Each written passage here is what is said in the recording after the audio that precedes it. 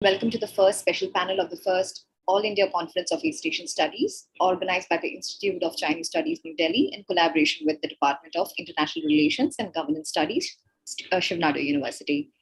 The theme of this special panel is East Asia and the Soft Power Diplomacy, curated by Dr. Dharitri Narzary Chakravartty, Assistant Professor at the School of Liberal Studies, Ambedkar University, and formerly Research Associate at the India Bureau of the Yomiuri Shimbun. To chair this session, we have with us Ambassador Skand Tayal, Adjunct Fellow at the Institute of Chinese Studies and former Ambassador of India to the Republic of Korea. Joining us as speakers in this panel are Professor Vyjayanti Raghavan, Professor at the Center for Korean Studies, School of Language, Literature and Culture Studies, Jawaharlal Nehru University. Professor Raghavan will be speaking on South Korea's soft power and its search for global presence.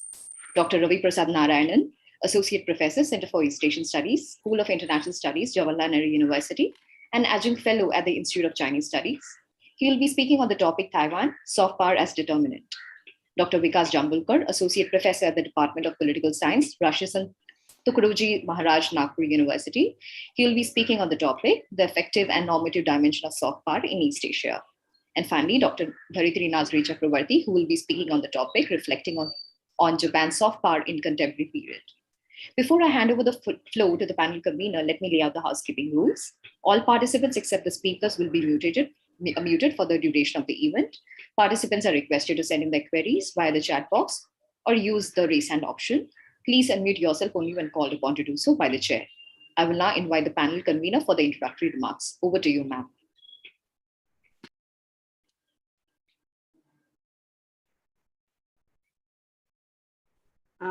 Thank you, Rija. I hope I'm audible. Yes, ma'am. Yeah. Yes. Good morning, everyone, and very warm welcome to this first panel of the conference. And I will not be taking more than a minute to very briefly introduce the panel, why we thought of having this particular panel in this conference. It's conceived keeping in mind the recognition of soft power in diplomacy as an important influencing factor.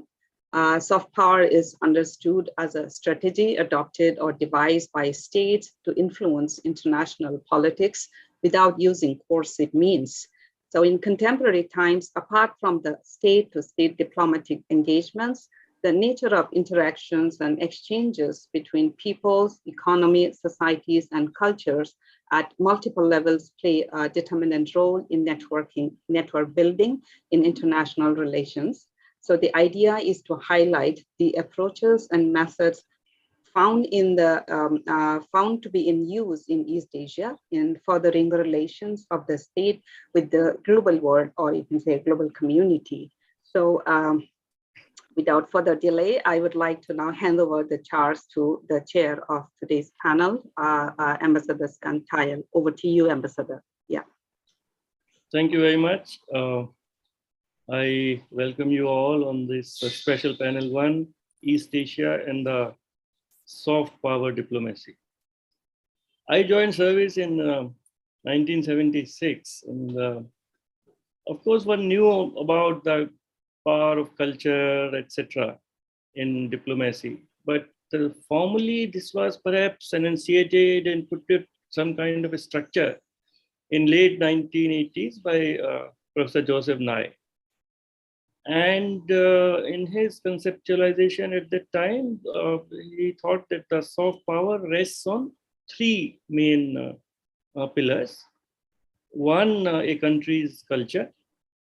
Second, the country's political values, both in theory and practice. And third, a country's foreign policies, whether they were legitimate with moral authority, etc. But as time has passed, perhaps one could add some more pillars or more factors in the projection of soft power. Whether a country is a destination for students, whether a country is attractive for immigrants, whether a country is a source of technology like Taiwan, that also adds to a country's soft power. And then gradually the ministries of foreign affairs in different countries started to have a whole division related to public diplomacy. Earlier, there was an external publicity division, but public diplomacy became a very important part of projection of soft power, as well as leveraging soft power to add to the hard power. Now, if we look around in East Asia, in Indo-Pacific, one country which stands out with great success in both projecting and leveraging its soft power is the Republic of Korea, South Korea. In the inaugural session, Dr. Rajat Kathuria also mentioned about his visits to North Korea and South Korea and how they were so different, and the same story continues. South Korea is always or known for its sports and conference diplomacy.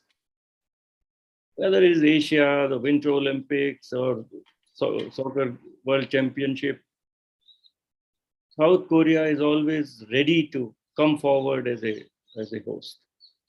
And conference diplomacy, whether it is G20, Nuclear Security Summit of 2012, South Koreans are very willing hosts and very generous hosts. I remember in the G20 was there in November 2010, and before that the earlier G20 session was in London, and our delegations at everything in Korea, all the food, everything was on the house for all the delegates. Whereas in London, even the water bottle, the delegates used to buy from the vending machine. Then, of course, it's K-pop and Parasite, Academy Award winner 2020, TV dramas. Most of us have seen Squid. And so there is something happening in South Korea, internally as well as in the projection of its soft power. Of course, role of multinationals like Samsung and Hyundai. South Korea is known perhaps in India more because of its projection of its corporates. So to talk about all this and more, we have Professor Vyjayanti Raghavan, Professor, Center for Korean Studies, School of Language, Literature and Cultural Studies. She has been in Korea for several years. And Professor Raghavan will talk on South Korea's soft power and search for global presence. Over to you, Dr. Raghavan. Thank you, Chair. Let me try sharing my screen. At the outset, I'd like to thank ICS and Shivnader for giving me this opportunity. I would also like to congratulate ICS, Sandeep Mishra in particular, and Shivnader University for this initiative. It's really a very wonderful beginning and gives opportunities to a lot of our students to participate. Since the time frame is 10 minutes, I will try and stick to just the main points. My topic is South Korea's soft power and search for global presence. Those in the field would know what exactly the soft power I'm talking about. And those in the region also would be aware of South Korea's soft power. The outline of my talk. South Korea's soft power diplomacy, how it came about using its soft power for diplomatic purposes, for getting recognition around the world, how it achieved the positive results, and the role of government and strategy, which is the key point I'm trying to make out here, that how effectively, how well thought out their entire strategy was, and there was no reason why it should not have succeeded. So the impact of it, the results that it got for for the country was immense in every field, not just through their cultural products, but it had spillovers into other fields as well. And finally, if at all there is any takeaway for India, if at all, then what could it be? I'm going to skip this. I'll move on. Why isn't it going on to the next? Richa, can you see why? Yeah. Yes. Yes, thanks. I've been able to do that. Korea's soft power, largely Hallyu or the Korean wave, became a tool of diplomacy. Why did it feel the need? When it felt the need? It was largely once it had come of its own. It needed global recognition, being a country deficit of raw materials, deficit of mineral resources. It needed to export whatever it was manufacturing. And besides its FMCGs, which of course it came to India too, Samsung, LG, Daewoo, and all these, it hit upon cultural products as well. This happened in the early 90s when Korea lifted the ban for Koreans to travel abroad. Until then, they could not travel. It was in the early 90s, the government lifted the ban. Koreans traveled abroad. They saw the success of films like Jurassic Park, the kind of box office hits that it had, and they are quick to grab opportunities. So they felt that here was something that could get them a recognition, sell their products, get them foreign exchange. So they grabbed the opportunity, and and their strategy was achieving outcomes through positive image and attraction. So this is what cultural diplomacy does, that you get, and you're one step closer. You're one step closer to political influence, which is what Rajat Kathuria and Ambassador Wadhwa also said. Conflict resolutions, you're a step closer through these cultural products towards that. So the impact was great, even in countries where it did not have any economic or trade relations, but through recognition of its cultural products, here being TV serials to begin with, and then Korean K-films, went on to K-pop, and extended further to K-fashion, K-cosmetics, K-language, you name it. It just spread over, and tourism also benefited greatly. So the country, now how did they go about it? Before we go to that, there's a caveat here saying that it's not for every country that soft power is effective, even if it is a well-planned one. We know of Korea's neighboring countries, not seeing so much success. So what does it depend on? Depends upon historical legacy of the country and the societal systems. Historical legacy, South Korea has never been an offensive country. And so it didn't have to worry on that aspect. And societal systems, that country is something that we could all take a leaf from. All elements of the society, if it is for national interest, they come together. There are no checks there. And the key word is national interest. So on both fronts, South Korea really did well for it to succeed. How did it achieve?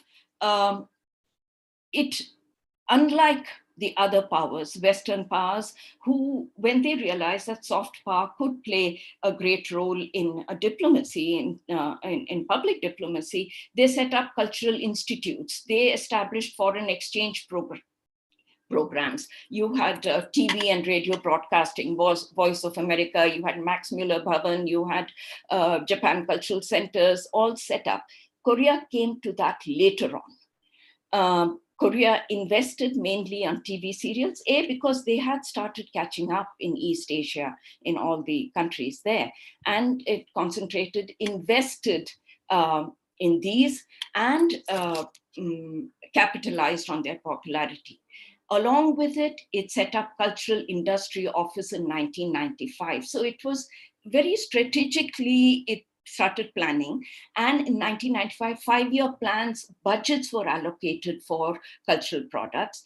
And they realized that competitiveness was to economics. They made cultural products an economic activity. So, and they realized that, like it said, competitiveness to economic activity like gravity was to physics. So they said, now we need to compete in the world and make it A class. Whatever is produced has to be A class. So they started the export, and the next slide tells us how the role of government. First of all, the Constitutional Court banned censorship laws. Until then, there were some themes that could not be touched upon.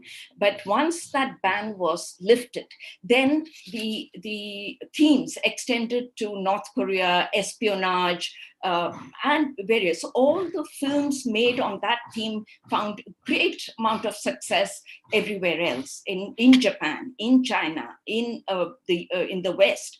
And along with it, planning. Ministry of Strategy and Finance joined hands with Korean Development Institute. So finance and research both went hand in hand to work out how can we go about, what will work, and how do we go about. So the units come together, and that is the simple point I'm making through this presentation, that a lot of thought goes into it, and cultural diplomacy became part of their public diplomacy, and Public Diplomacy Act was passed in 2016, and Korea Foundation started bringing out white paper on Korean Wave.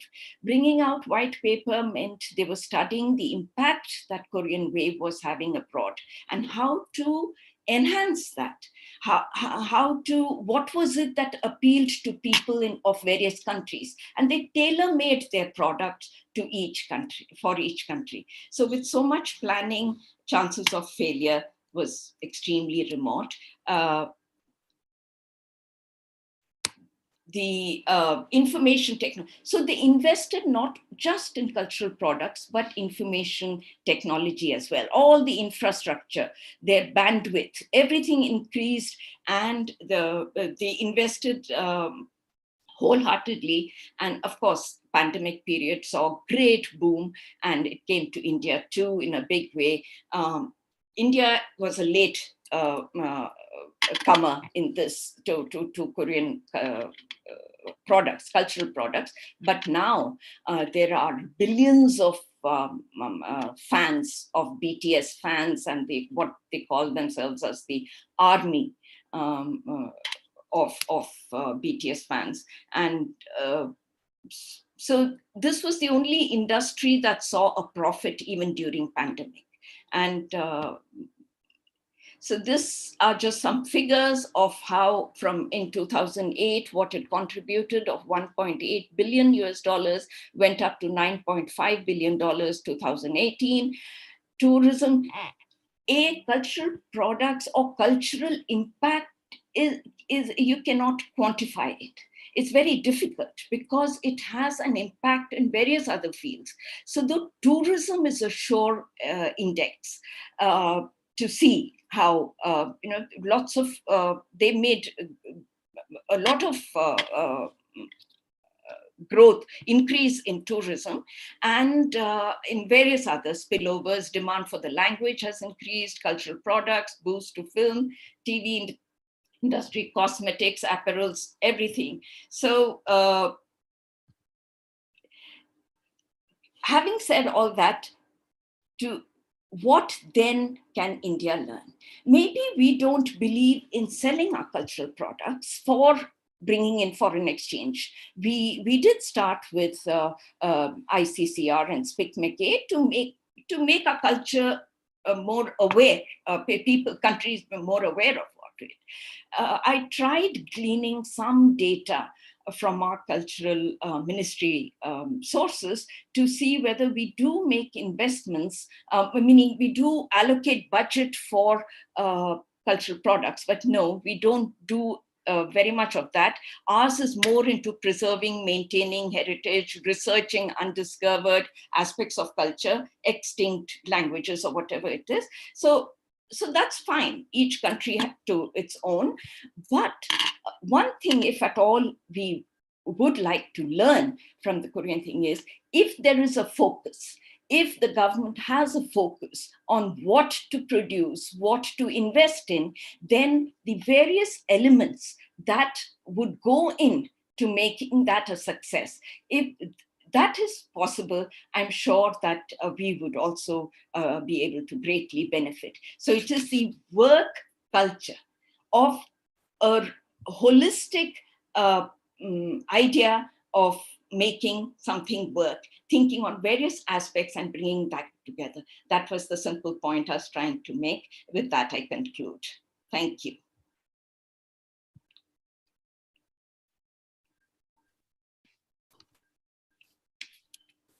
Ambassador Tayal, you're muted. Thank you very much, Professor Raghavan. First thing I will say that you have studied the Korean personality well, because you are stuck to the time limit fully. Thank you. Thank you. You know that cultural products, and they were promoted like an industry and with a great participation by the Korean government, is something which needs to be examined and studied more, because we also spend a lot of money and there is a lot of effort. But we have, of course, Indian films which have a ready-made market. But I don't think our cultural products have been able to penetrate Netflix, etc., outside the core South Asian region. So thank you very much. We'll come back for a Q&A at the end of the 4 presentations. Now, this conference is paying special attention to Taiwan and Mongolia also. Taiwan's sort of acceptance globally and also in the region has been expanding. And it has emerged as a manufacturing hub for chip making. Taiwan is very, very central for the global economy. And it has now emerged as a very vibrant democracy.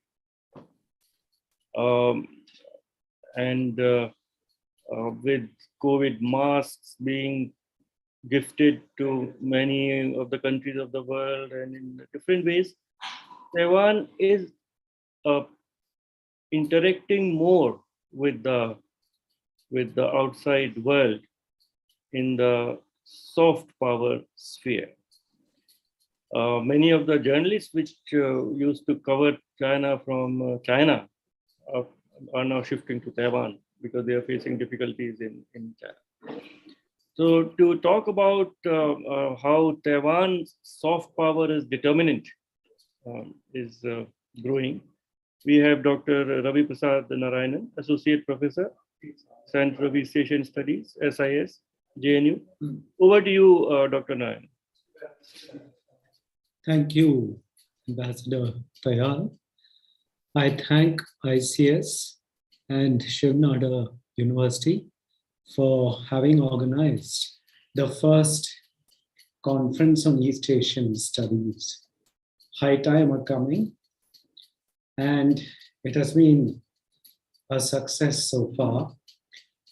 And as the moderator had said, yes, I'll be speaking on soft power when it comes to Taiwan. And I hope you have access to the PPT, which I had sent earlier. Now, soft power as a determinant. Let us look at it in very clear terms, theoretically.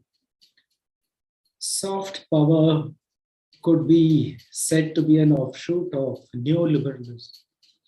It began when James Rosenau and Joseph Nye were having debates on how far could realism go, especially when neorealism is a challenge. Hence, one of the foundational precepts of soft power, hold your breath, is that anarchy is to be construed as being a normative component. Anarchy and normative. Well, where does soft power come in here? It comes in because soft power does not preclude economic cooperation. This is where Taiwan comes in to the rest of the world that considers Taiwan to be a part of mainland China. Economic cooperation with Taiwan is akin to financial interactions with one of the provinces in China, especially ones just on the other side of the Taiwan Straits, from Taiwan, that is, Fujian and Guangdong. Now, soft power spoke of complex interdependence, which I have conveniently labeled as the 3Ds, where decisions, determinants are de facto. I have labeled it as 3Ds because we live in a world where everything is approximated to digits and alphabets. Now, soft power for Joseph Nye, he differed with Rosenau here. He said it is an aspect of diplomacy where others are waiting for, or rather, they want outcomes that you want. In other words, it opens up the whole avenue of diplomacy to just beyond being a government that reflects action. Taiwan has a soft power.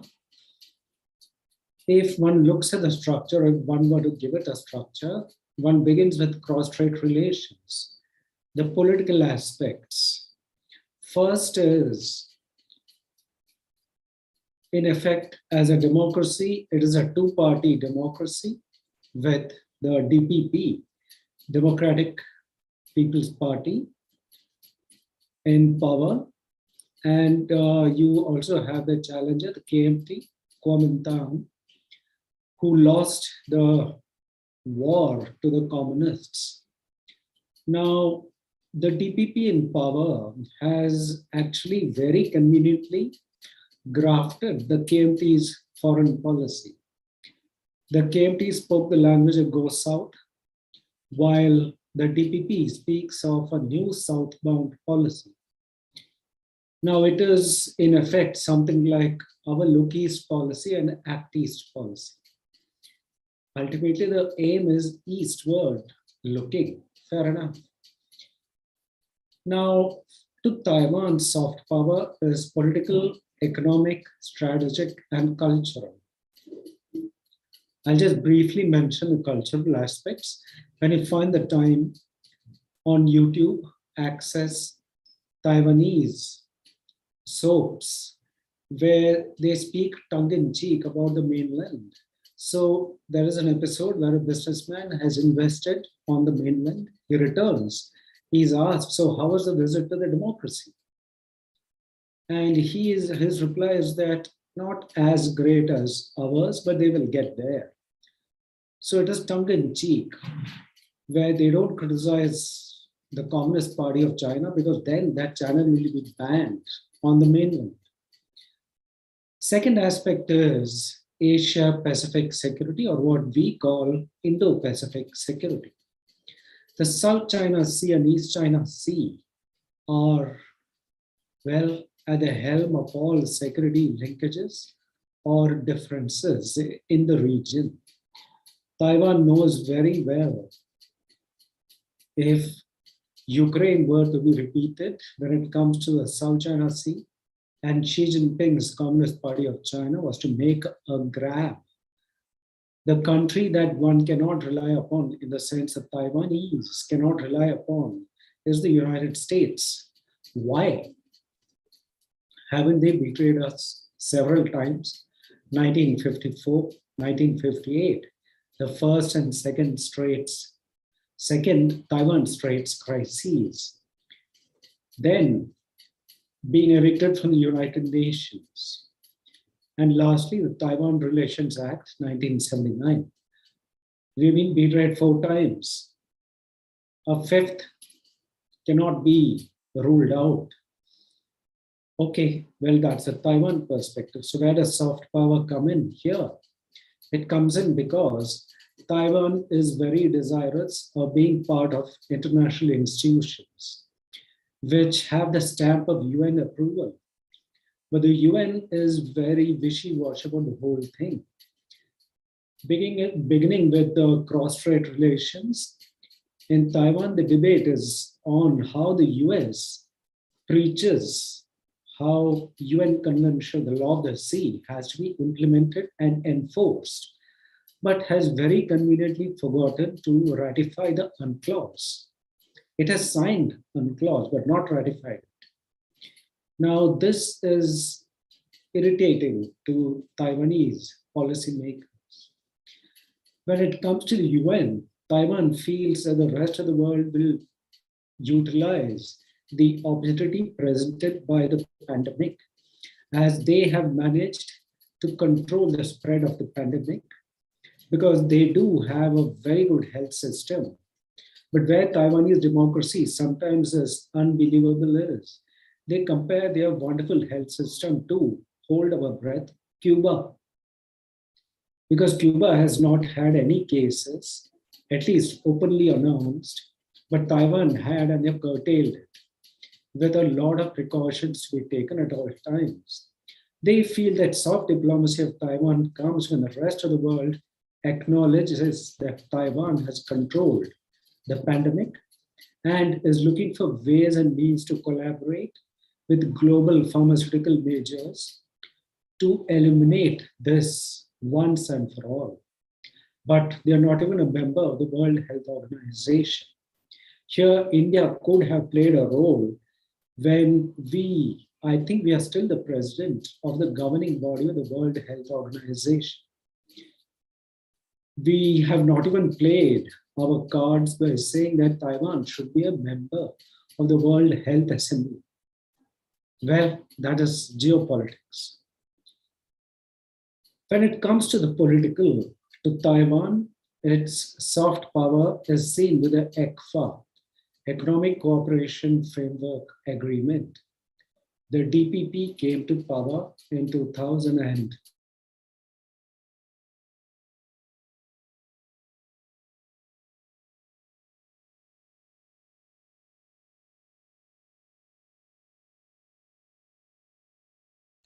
It seems that we have lost his connection. Yeah.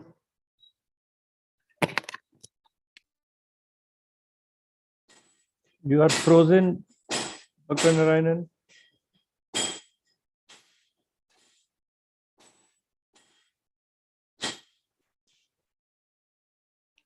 The power must have gone off suddenly, I think.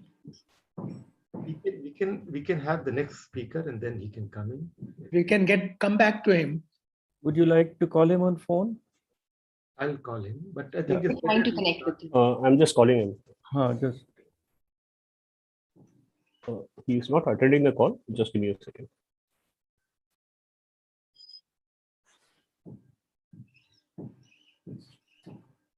He is no longer in the meeting room. Oh, yeah, the power must have gone off suddenly. shall we move on to the next? And got him to move on to next speaker. Yeah. Yeah. Okay. Sorry about that. We'll get Dr. Narayanan back when he's again in the meeting room. Since the whole concept of soft power was first floated by Dr. Joseph Nye in 1980s, and there have been a lot of articles, research, and comments in the theory and practice of soft power. Professor Nye himself wrote a book, The Future of Power, in 2011. rather than a concept. And he also said that soft power is not a form of idealism or liberalism. It is simply a form of power, one way of getting desired outcomes. Of course, that is the real purpose, objective of any sort of power, to get desired outcomes. So to talk about the effective and normative dimensions of soft power, particularly in East Asia, I invite Dr. Vikas Jambulkar, Associate Professor, Department of Political Science, Nagpur University. Over to you, Dr. Jambulkar.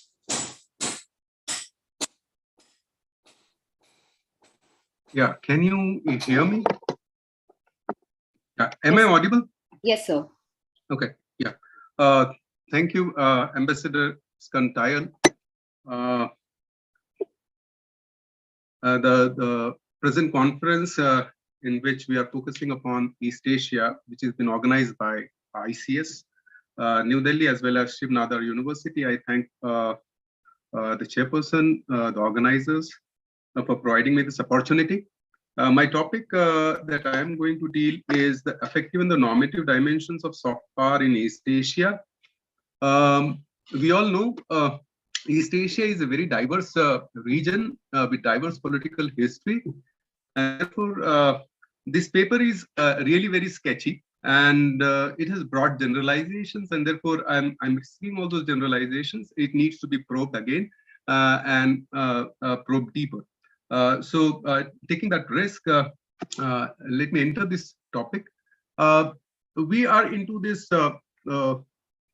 binaries of soft and hard power, which is now even in the literature is getting contested, whether these binaries are literally so strict binaries that they appear.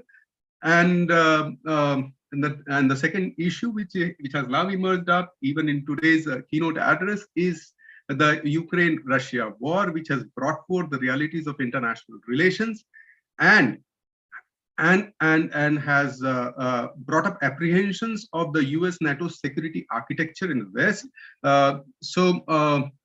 Given this context and the changing scenarios, it becomes that we need to revisit these notions of soft power.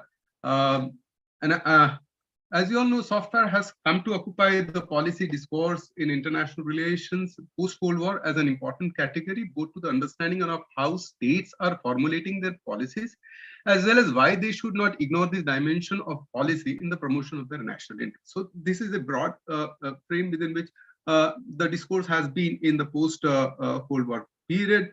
And yet the concept of soft power eludes us and provides less analytical clarity, and it requires more thorough conceptual thrashing in a way to clear up all the ambiguities that it has. Probably more reading of a Gramscian notion or even a Foucauldian notion is required.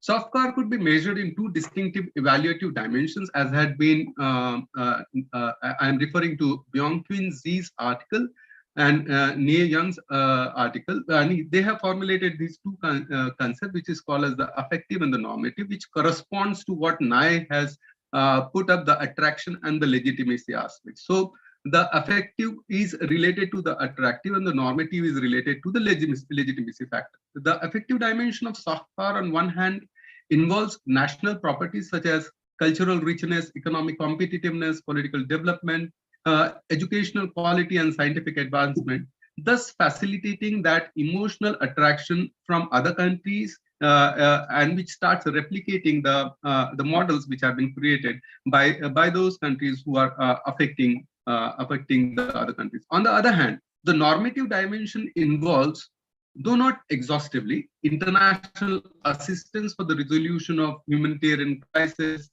contributions, and the observations of international norms that strengthen a country's legitimacy. So there is an issue of normativity which is always involved into it.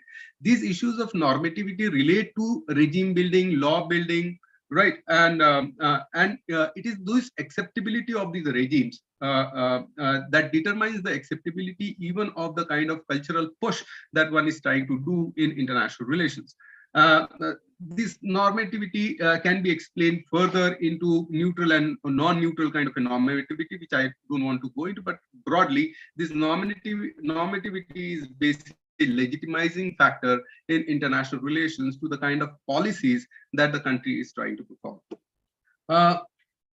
The effective soft power resources represent those that are expected to increase a country's attraction and facilitate emulation of its culture and economic and political system, whereas the normative of power resource represent those that are expected to promote a country's legitimacy derived from the observation and promotion of international norms and participation in international assistance.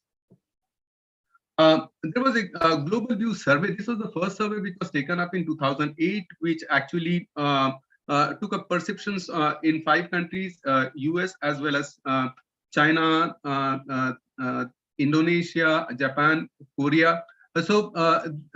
And they thought they got the perception of these countries related to each other. This global survey actually divided their questionnaire on the basis of these 2 categories. The effective resources, in which they included the questions wherein they were asking responsive questions related to responsive political system, competitive economy, high quality of education and science, high level education, high quality universities and advanced science and technology, cultural richness, which included popular culture, rich cultural heritage, and many tourist attractions, and so on and so forth. So this became a part of the attractive resources on which the questions were framed. On the normative resources, the observation of international norms, how the countries are observing international norms, the respect for sovereignty and contribution to the resolution of international problems, helping economic development, building trust and cooperation, and resolution of humanitarian crisis were some of the questions which were related to normative resources. So this survey actually has given us a clear indication of what falls within the effective sources and what falls within the normative source. So what is a legitimizing factor and what is an attractive factor? So if we take up a brief overview of East Asian soft power approaches, it will provide us a glimpse of how the East Asian countries have given importance to the idea of promoting soft power to enhance their country's perception in the international community. To begin with South Korea, and we had these sessions of South Korea, Taiwan is already there. The South Korean soft power approach, as Suk John Lee argues, is premised on 2 premises. So one, on the realization that its diplomacy is weak compared to its economic standing, and thus it needs to enhance its soft power. That relatively it is not contributing culturally as well as in terms of regime building in the region, and therefore it needs to build up this whole aspect of soft power in commensurate to the kind of an economic power it enjoys. And other, South Korea as a middle power cannot compete China and Japan in hard power, thus leaving South Korea with a soft power option to enlarge its footprint in the world. So the South Korea is basically constrained by Japan and China, and therefore it has no other option. It does not have a hard option to actually pursue, and therefore soft power comes as a very important way through which it can actually pursue its interests and as well as work as a middle power into that region. Soft power for Korea is an attractive diplomatic capital to investment. It is therefore promoting itself as a responsible country by taking up issues of the collective problem of underdevelopment, employment degradation, and human security. It also wants to see its role as a middle power, which is not as a maker, but as a power broker or arbiter, as it enjoys a credible place in trilateral relationship between Japan and China. On both the sides, Japan Korea has a history of what you can say aggression, Japanese aggression on South Korea, and therefore on the other hand, there is this aggressive posture of China. So South Korea can become an arbiter or a power broker, and thereby it can use the soft power in facilitating a dialogue between both these powers.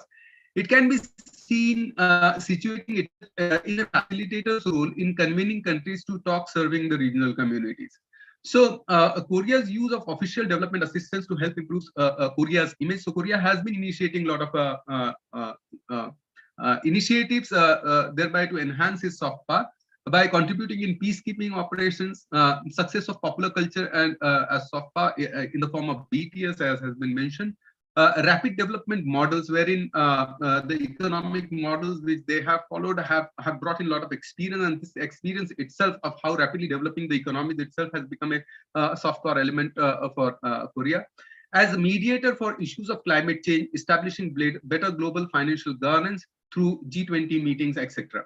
So, however, when these actions lead to desired policy outcomes, it is a difficult test. It's like whether all these actions with South Korea is taking is actually leading to the kind of desired policy outcomes. The test is difficult to make. Why it is difficult to make it? Precisely because of the very nature of the study, as well as the difficulties in terms of methodological methodologies that we adopt in the analysis of soft power.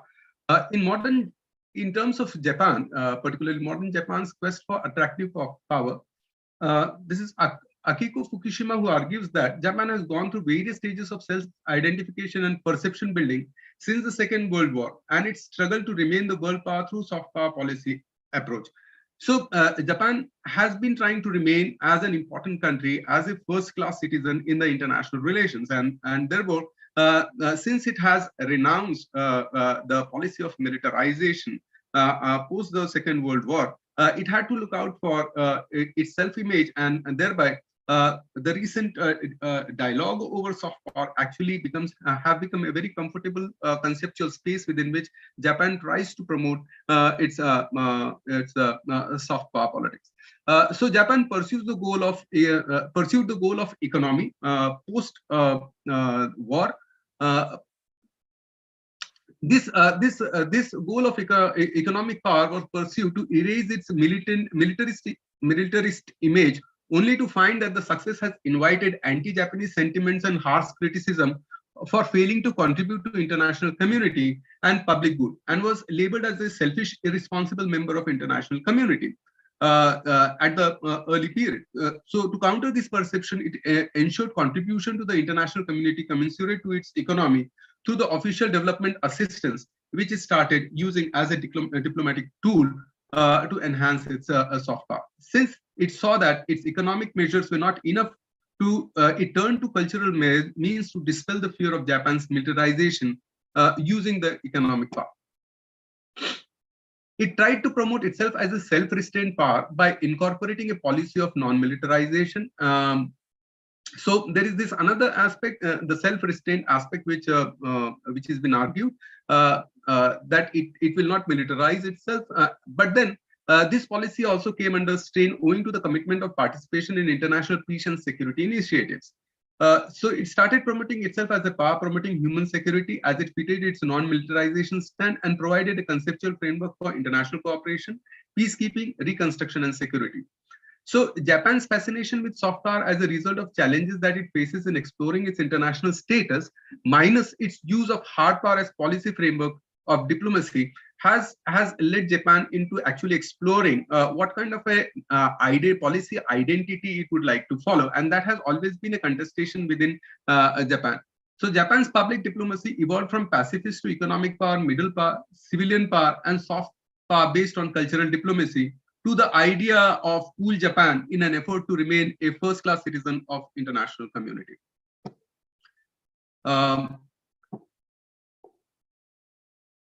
have taken Indonesia as also as one of the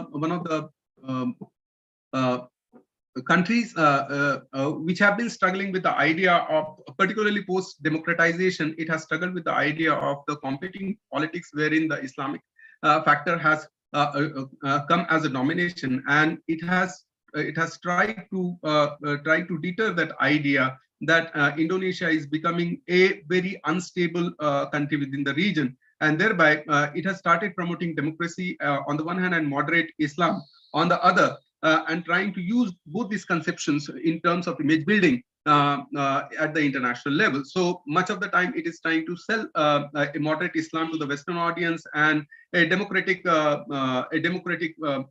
credential to the Asian countries, where it tries to impress upon the ASEAN countries more or less. So this twin objective of democracy and Islam should go together, minus a country falling into a theocratic rule, is something which Indonesia is trying to promote as a form of soft diplomacy. However, it suffers from various problems, those of fragility of democratic practices and institutions, which does not yet command the power of attractiveness, and the idea of moderate Islam yet to create any impact, hampered by lack of resources, and the constant problem of dual identity, whether it is a democracy or a Islamic country, right? Thus, the realities at home does not match the image it wants to promote.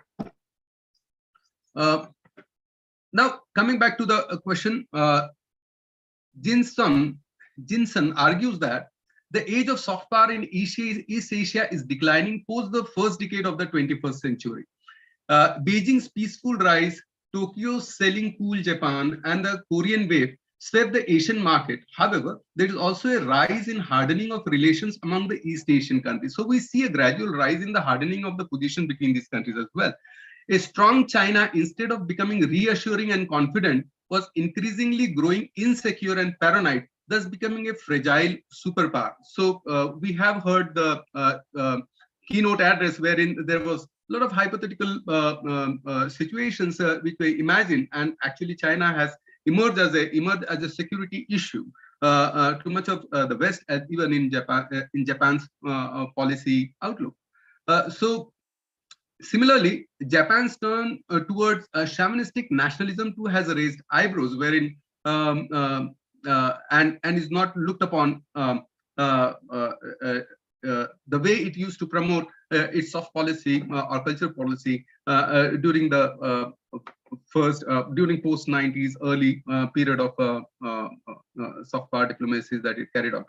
So South Korea too does not seem to have enhanced its diplomatic weight despite its cultural wave and inroads through soft power diplomacy. So it is very difficult to literally gauge how are we going to map what kind of an effect that a particular soft policy is actually taking place upon the gains that a country which is promoting its soft policy. So therefore, despite its cultural wave and inroads, it is not clear how South Korea has actually enhanced its diplomatic weight, even in the region as well as outside the region. It is noticed that it has surpassed Japan as the most popular target of internet ridicule, even means apart from the cultural the expanse that it has gone through the various. Dr. Jambulkar, may I request you to conclude in 1 or 2 minutes? Yes, sir. Yeah, I'll do it. Right. So shall I ask for a minute, sir? Sure, go ahead. Go ahead. Yeah. So Michael Wiesmann problematizes this whole binary of soft power and hard power rigidity that has been placed up. He also criticizes the concept of soft power as problematic as it lacks linkages to concrete impact on hard questions such as national security.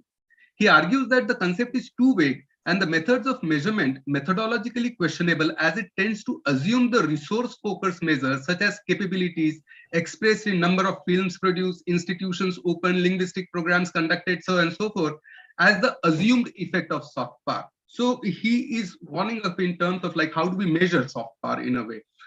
East Asia thus provides us a contradictory trend of the use of soft power as well as the use of hard power to hard issues of national security and national interest. It does recognizes the importance of the concepts and its limitations. The East Asian region does display a vigorous pursuance of cultural diplomacy as an image-building exercise. However, the measurement of its impact remains patchy with methodological weak evidences. As Michael Wiesmann again puts it critically, the use of slogan for descriptions of soft power, use of illustrative or anecdotal evidences, public opinion polls, used as methods of measurement of the assumed effect of soft power appear, if not fallacious, but underworked. So having said this, I would like to conclude my presentation. Thank you so much for giving me this opportunity to speak on this topic. Thank you, sir. Thank you very much, Dr. Jambulkar, for this for this excellent presentation. Of course, the whole concept of soft power requires more examination and more theoretical writings. And this whole balance between a country being attractive, its policies, soft power being attractive and legitimate, that is also very important.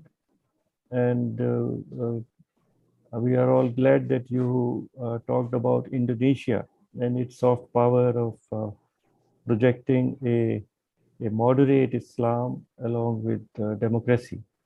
And because we are not having a separate lecture on or comment on Indonesia. I would now, so thank you very much. And I would now request Dr. Ravi Prasad Narayanan to rejoin and complete his remarks.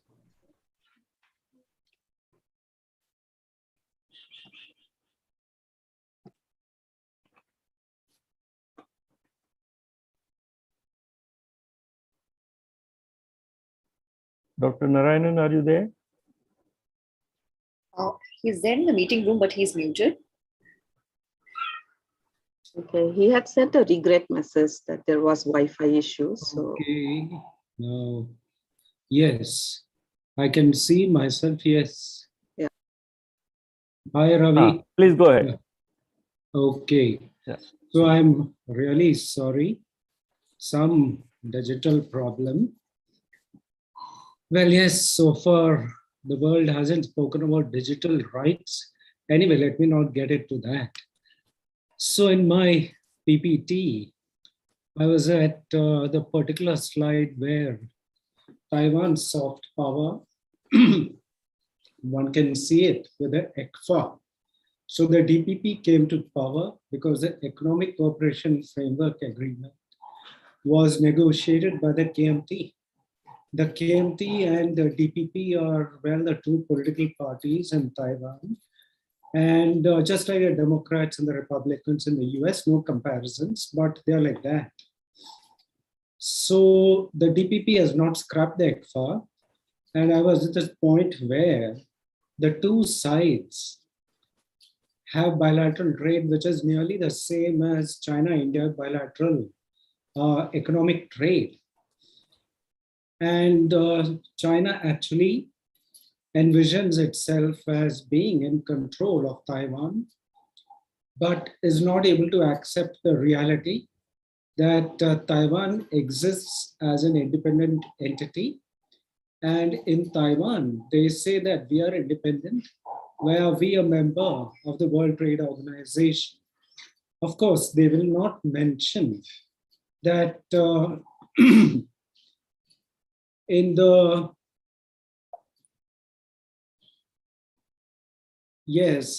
World Trade Organization, Taiwan is known as a member. It is the customs union of Chinese Taipei, Chinman, and Matsu. And otherwise, that is one reason why China is very wary of having Taiwan as a member of any international organization. And trade is separate because ultimately when it comes to commercial activities, both the sides are the same, you could say same territory. When it comes to the political strategic aspects, yes, soft power. Taiwan is very smartly using its success in combating the pandemic and very conveniently messaging the 16 or 17 allies it has that Taiwanese expertise when it comes to medicine is very high up on the ladder. Look at countries like the United States, where health has also been privatized, while in countries like Taiwan, or rather I should say areas like Taiwan, the private and the government coexist. And this is because of the continuous threat from the other side, the mainland, which is why the health system in Taiwan every district has to have a specialized hospital which will take care of casualties arising out of conflicts, burn injuries, etc., etc. Vaccination, no question about it, and also wearing masks. Even on a normal day when somebody is sniffling, he or she uses the metro but will be wearing a mask. It goes without saying. And they're very, you could say, methodical about this. So they advertise this as their soft power. And what we have to watch very clearly is how a large number of students from India are now going to Taiwan. India and Taiwan have an agreement. Yes, India signed an agreement with the Ministry of Education in Taiwan that Taiwanese degrees are accepted in India and vice versa. So this is where relations are. And every year the numbers are increasing. This whole sorry episode in Ukraine is going to divert a lot of our aspiring medical students to Taiwan. They do have a health system and the infrastructure to support them. And sorry to say this, the fees, even when converted to Indian rupees, is, you could say, lesser than what our private universities charge. Now, that is where things are. That is where the soft power of Taiwan is slowly enforcing, I won't say enforcing, is slowly being accepted and welcomed. Is this a challenge to China? I don't think so, because China, because of its very size, as the world's largest market, appeals to the rest of the world, beginning not with the United States, but with the European Union. Second is, in countries like Taiwan, the United States is beginning to be seen as a has-been, which is very worrying, not to the Taiwanese. While the Chinese are studying Russian strategy when it comes to Ukraine, military strategy, the Taiwanese are studying the defense capabilities of Ukraine when it comes to aggression made by Russia. So while in India's case, I don't know. Dr. Narayanan, may I request you to conclude in 1 or 2 minutes, please? Yes, I am. So this is the impact. So soft power of Taiwan, it needs to be studied very closely by us. There is no need for us at this moment to recognize Taiwan, but we are trading with them. But our trade is not much, just around 6.5 billion. This needs to increase when it comes to specialized fields. Taiwan has a technology which they're willing to share with countries like India. Robotics, nanotechnology. They're willing to. Let's accept it. Yes, I'll stop here. Otherwise, it should be a 2.5-hour lecture like in the university. Thank you very much. I'm sorry for the earlier digital hassle. I'm really sorry. Not at all. Thank you very much, Dr. Narayanan. Yes, you have made that very important point that Taiwan is watching Ukraine very, very carefully. And the keynote speaker from Japan also made that point that not only Taiwan, but the whole of Indo-Pacific is watching that very carefully. And about the medical degrees, you made an interesting point that Taiwan could emerge as an alternate place for medical education for Indian students. And it is economically perhaps cheaper than getting the degree there than in India. And of course, on technology, we are already, I think, India and Taiwan are working very closely, particularly in chip making, etc. That some very large manufacturing facilities are established in India. So perhaps we are already on that track. So thank you very much. And there is a question, but we'll come back to you later after the fourth presentation. Japan is a very important global and strategic partner of India, and Cool Japan 2002 was mentioned in remarks, earlier remarks. But I have been in Korea and even in some other countries of East Asia. Japan has a perception issue. There are lingering memories of the Second World War, and the brutality of Japanese army has not been forgotten, at least by the strategic thinkers and analysts. And when I was in Korea, the Koreans used to say that Japanese have not been contrite enough and they are not sincere in their apologies. Anyway, that is their perception. So to talk on reflecting on Japan's soft power in contemporary period, I invite Dr. Dharitri Chakravartty, Assistant Professor, School of Liberal Studies, Ambedkar University. Dr. Chakravartty, floor is yours, please. Thank you, Chair. I hope I will be keeping my check on the time, and without delaying further, I'll try to make it as short as possible. My topic here I have chosen is reflecting on Japan's soft power in a contemporary period. And I'm trying to look at this whole subject or topic as a historian, since I come from that discipline. Like most of the earlier speakers have talked on soft power as theorized by Professor Joseph Nye. So in the context of Japan, though we know this soft power emerged in 1990s in a post-Cold War kind of a scenario, to refer to the changing scenario in global politics, the idea of it actually in the context of Japan to some extent can be traced back to the late 19th century, I would say. That is Meiji period, 1868 to 1912. So in this paper, I'll be discussing the idea of soft power in Japan from a historical perspective to mark the shift in the way Japan re-articulated its international position and engagement after the Second World War. Scholars working on East Asia and particularly on Japan are well aware of the historical process of Japanese modernization in the late 19th century.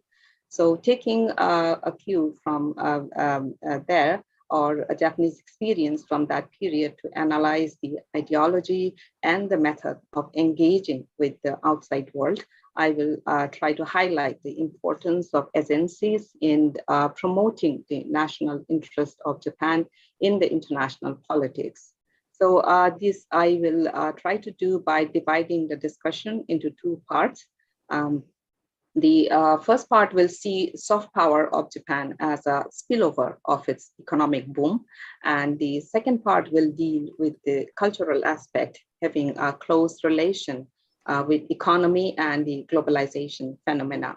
So there are many scholars who are very skeptical about the effectiveness, as also was discussed in the previous paper, of effectiveness of soft power, especially in the context of Japan being a pacifist state with no real military authority.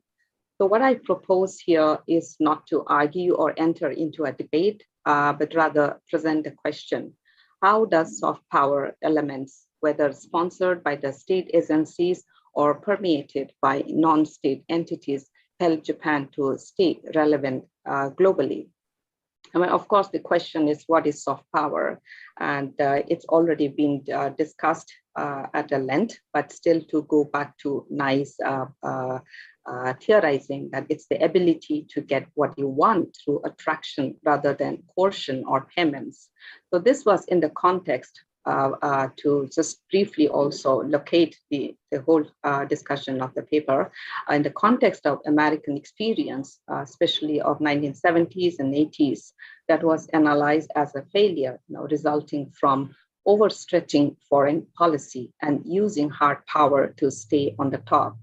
So to counter such speculation and analysis, Joseph Nye had presented his argument that America cannot decline because of its soft power. That is the attractiveness of America, which is very seductive, as a symbol of democracy represented by a vibrant multicultural society, the idea of liberty, economic power, and as a land of opportunity.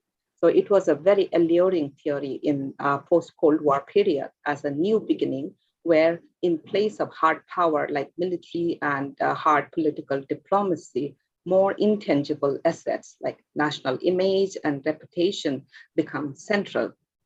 So according to him, a country's ability to communicate, the openness of the society, economic, scientific, and cultural capital to influence the public opinion of global community, its international behavior, etc., it becomes equally important parameters for measuring the reputation of a country, especially with the advancement of information technology. So at a very basic and psychological level, the period also is an example of how long divided continental people hope to connect and interact or communicate as members of free societies under the conditions created by globalization. And this is where I believe the concept of soft power as a diplomatic strategy of connecting people and to influence international public opinion figured prominently in Japanese foreign policy, as can be understood and also interpreted from the Blue Book of MOFA, or Ministry of Foreign Affairs, which has been maintained since 1970s. Conceptually, while looking at the emergence scenario in East Asia, the rise of Japan takes us back to the second half of 19th century. Historically, the emergence of Japan as a part of world politics began with an inward-looking kind of an approach, driven by a desire to be at par with the developed nations of the West. So the nature of interaction and engagement too was very much directed by that objective. The term kokusaika, or internationalization, literally translated in pre-war Japan, differed greatly in concept and approach from its post-war meaning, though it came to be replaced with new terminologies like globalization or global by the end of 20th century. In the pre-war period, it was about learning from the West to become an enlightened and civilized nation. The term like Gummikaika, it became like a slogan, and thus becoming part of the international community in all respects. So that process saw adopting and adapting ideas from the Western countries, enhancing knowledge, modern institution building, and re-articulating self-representation or identity or image building deemed absolutely necessary in order to engage with the more powerful nations of the West. So in the post-war scenario, the meaning of kokusaika, or internationalization, changed to that of internationalizing Japan in the context of making its presence felt in a more universal kind of a space. One can say an image makeover takes center stage. And this is something which has been widely written about in the Western scholarship, mainly in the context of Japan's phenomenal economic development after the Second World War, with the questions like, how did Japan manage to reconstruct itself from near total or total destruction in such a short span of time? Or what helped improve and enhance global perception of Japan in contemporary period? Generally, most scholars have studied kokusaika in the context of education, more so higher education, but I'm trying to use the concept here in the context of Japanese outreach projects that allow us to see the continuity of it in a larger context of globalization as well. And by locating it within this soft power framework as a method to stay relevant in the fast changing global power dynamics, where influence factor is not limited to like political alignments alone, but intrinsically connected to the national image of a country. This approach becomes very clear from the statement of MOFA, which I quote here. It says, Japan's diplomacy in the past has put emphasis mainly on the political and economic fields. Now is the time for it to promote cultural exchange, which is together with politics, economic affairs, and economic cooperation one of the 4 pillars of Japan's diplomacy. This is from the 1972 Blue Book. Kokusaika is in that sense a very state-centric discourse, but with a discursive approach, it became an ideologically charged catchword as having a capacity to influence the intellectual minds domestically and generating interest outside Japan. Now, to talk about the part 1 of the paper, that is on economic induced soft power, to look at the first part, this presentation, which sees soft power of Japan as a spillover of its economic boom, I trace it to the period of reconstruction after the war damage, which has also been mentioned briefly, I think, in one of the top papers on East Asia. The long-term effect of this rebuilding became visible immediately with the rise in the export of Japanese, especially electronic consumer products. The electronics industry of Japan, though, is confronted with stiff competition, mainly from South Korea and China today, has a long history of influencing consumer psychology globally. Products like, say, I know we all are familiar with Japanese transistor or radio, the portable audio system called Walkman, color TV, VCR, etc., which traveled far and wide. The focus was on technological innovation and cutting-edge technology combined with high quality in consumer products, which helped Japan become globally recognized as an industrial economy. The phenomenal growth of Japan was particularly inspiring for the Asian countries, especially the newly industrializing economies. What made Japan a popular country despite war-related controversies was its economic role on global stage, especially through what is called ODA, or Overseas Development Assistance, extended to developing countries, which started in 1954 and was a key economic cooperation policy. And in the context of war reparations to be paid to the Asian countries that suffered due to Japanese aggression during the war, it brought public and private sectors to work together for Japan's reconstruction as well as war reparation, which became a way to promote export and also get access to resources. So more for 1996 policy, I take this information from 1996 policy on ODA, which is very clear as it says that those serious social problems like poverty cannot be ignored as a humanitarian concern. The objective to develop or help developing countries is primarily concerned with Japan's own benefit. The developing countries are becoming integrated into the global economy, and Japanese economy is now interdependent on growing Asian countries. In that sense, ODA is more about economic cooperation and promoting bilateral or international relations. However, ODA activities are not limited to economic assistance and goes beyond to address globally concerning or pressing concerns like environmental issues, climate change, global peace, etc., and have been playing crucial role in many such critical fields. Now, to come to the second part of the presentation, which is cultural diplomacy, it is one area in which Japan has managed to gain most points for promoting mutual understanding among global citizens. Cultural diplomacy is another way to understand Kokusaika here. Though it has its own distinct trajectory, cultural diplomacy is also linked with the economy factor. To give an example, the economic boom in Japan led to the founding of Japanese MNCs in different parts of the globe.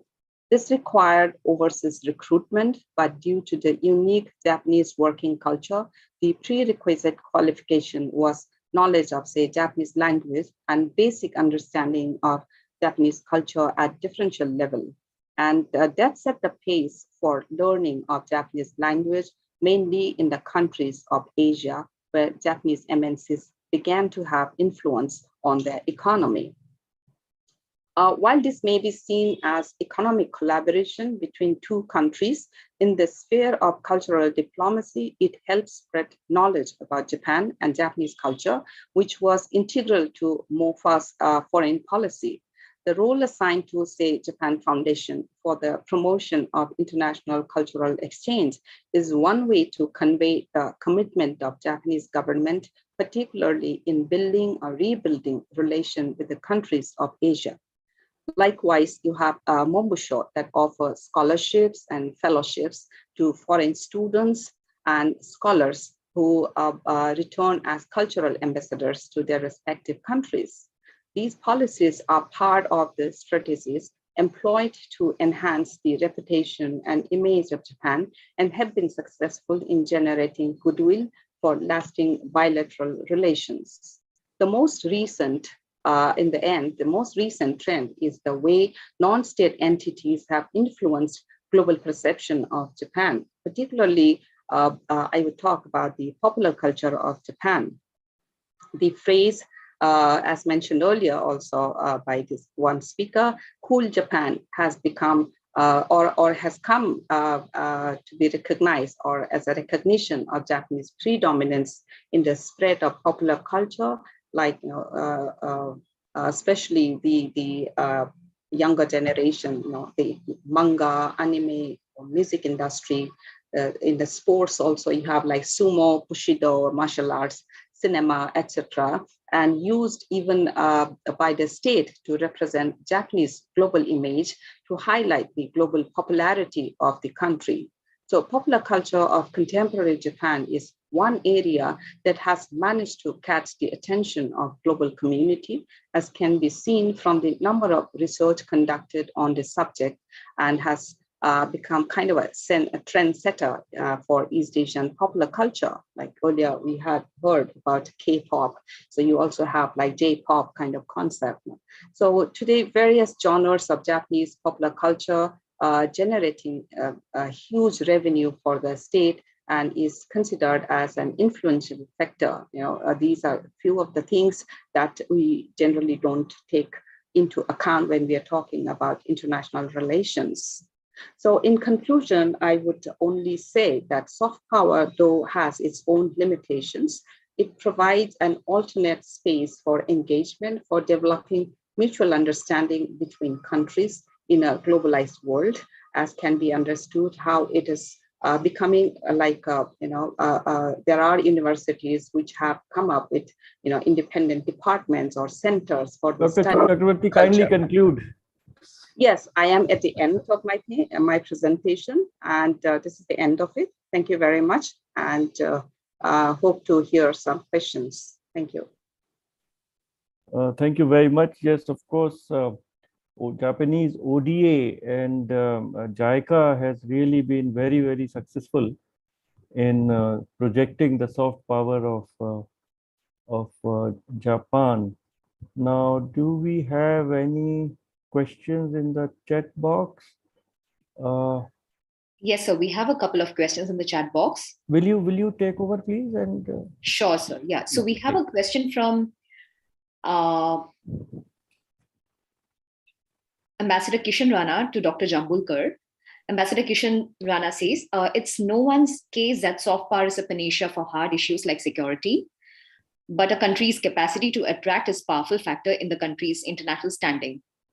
In a word, soft power has its role in the spectrum of external capabilities. Your comment, please. Yeah. Dr. Jambulkar? Yeah. Would you like to respond? Yeah. Yeah. Thank you, sir, for the question. I am not contesting here regarding the usefulness of this concept of soft power, but the paper basically tries to focus more upon how do we really measure the impact of soft power, and particularly in relation to issues of national security. So we have economic relationships, we have strong networks and relationship build up through our cultural networks, through our educational networks, and so on and so forth.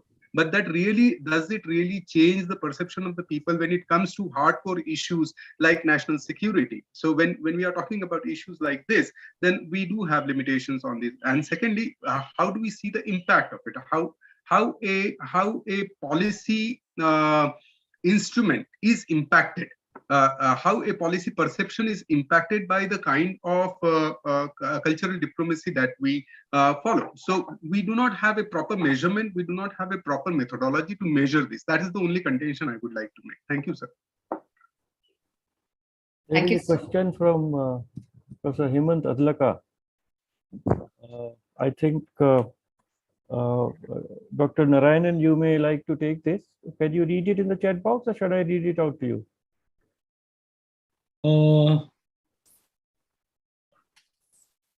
It's in the chat box. President Trump put an end to the US soft power diplomacy. President Biden has continued with the legacy. Look at the manner and the aftermath of US yes. Okay, please comment.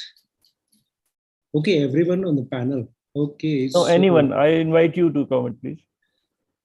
Yes, because the walkaway by the US and Afghanistan, it has found a lot of, you could say, dissonance in countries, or rather areas like Taiwan, with that fundamental question: should the communists ever come into the island? What should we do?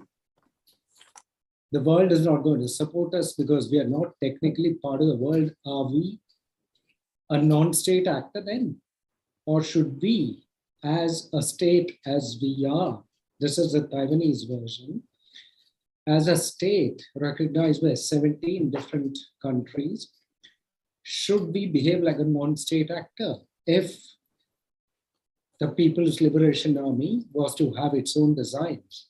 This is one view, the extreme view.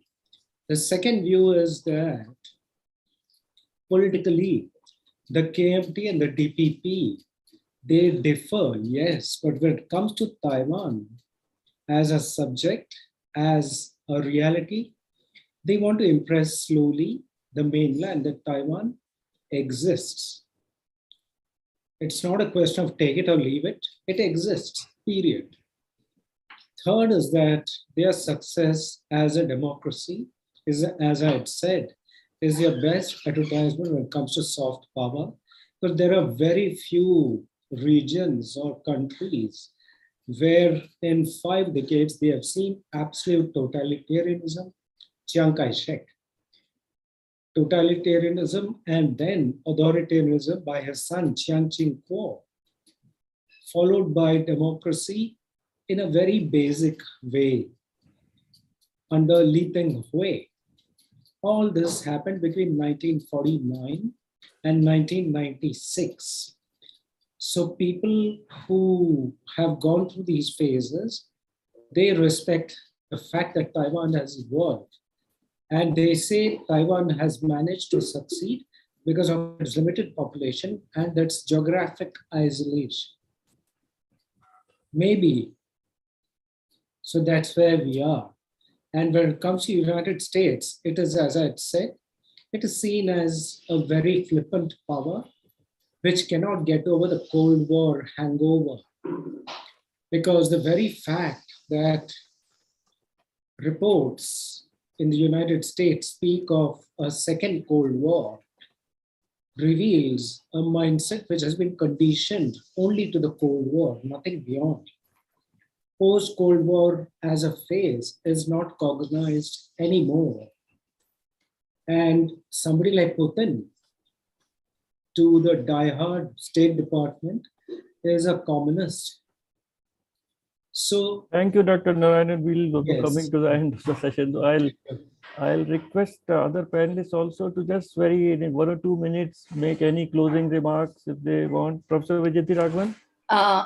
Yes, I would tend to agree with Dr. Jambulkar to the extent that cultural diplomacy perhaps does not have political influence. But I would also like to add that political influence is largely depends upon the political leaders of that country, the ideology that countries follow. Whereas the cultural diplomacy, the plus point that what it does achieve is people-to-people exchanges. As and when it happens, it certainly helps if you know what the country is about, you are curious to know more about the country, then cultural diplomacy helps in bringing the people of the two countries closer. Civil society, sometime or the other, is bound to play a bigger role. So to that extent, I think getting to know a country through its cultural products certainly would benefit to a great extent. Dr. Raghavan, I have a query in 1 minute, if you could answer. You said that government industry interface has been there in Korea for promotion of cultural products, and it has been treated like an industry to have returns. Yes. We know ICCR is there, but it really tries to promote our own culture. So it is supply driven, not demand driven. So in Korea, how exactly does the government institutions, Korea Foundation, etc., interface with the Korean cultural industry to make their products or to market their products? If you could briefly comment, please. They have, they choose the industries that would make the relevant investments. And I think industries are, they compete to get funding from the government to be selected for the training of the artists and for the training of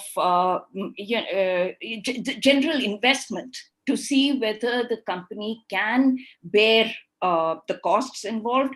They get part of the funding from the government, and then they invest more, and the entire process of keeping tab on the artists, making sure where they're going to be performing, what are the kind of clothes they would be wearing, what is the kind of training they would undergo. So a lot of thought goes into that, and it is very rigorous. On the dark side of it, the artists really lose their identity as well. So it's not always a bright looking picture, but this is how the Korean government goes about. Thank you very much. Any closing comment, Dr. Jambulkar, would you like to make in 1 or 2 minutes?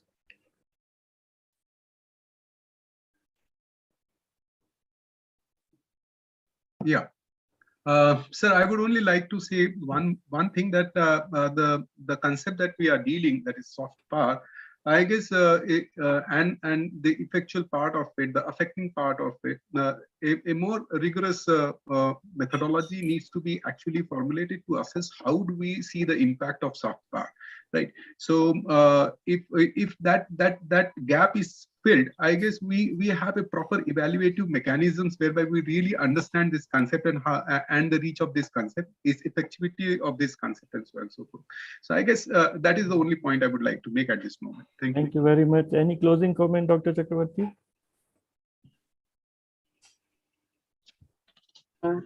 Yes. In the context of Japan, I would like to say that it has been very much part of that cultural diplomacy of the Japanese government for a long time. And in fact, I would believe that it started way back in time, and it was followed by the other countries. For example, South Korea. Many of the students from South Korea used to go to Japan to study, various creative fields. Especially like, I have had experience of interacting with Korean students in Japan who came all the way to study animation making in Japan, and to also get influenced by J-pop that time. And today K-pop is really, it's Korean wave is all over, and there are questions like Japanese J-pop is losing out or what.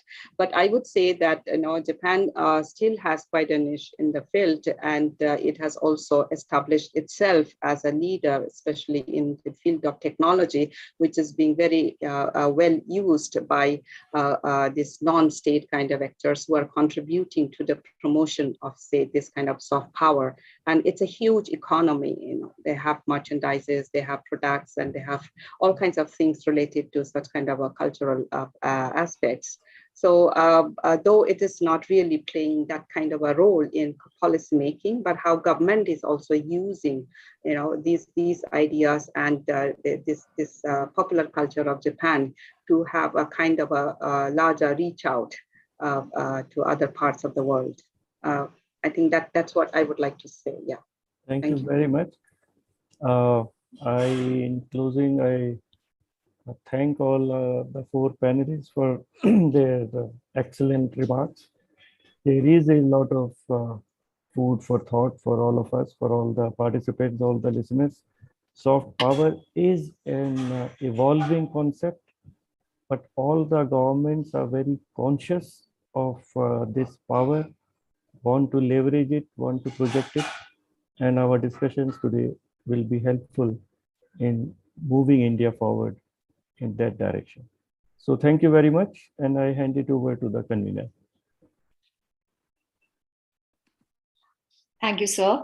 Let me conclude the session now by thanking the Chair, Ambassador Skand, the panel convener, Dr. Dharitri, Narzary, Chakravartty, and the speakers for joining us today for the session.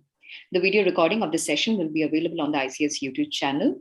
We shall now have a break and resume at 1:15 for a thematic session titled Disruption, China and East Asia. Please note that the same meeting link is valid for all the sessions of the conference. Thank you everyone for logging in. Thank you, Chair. Thank you, Dharitri.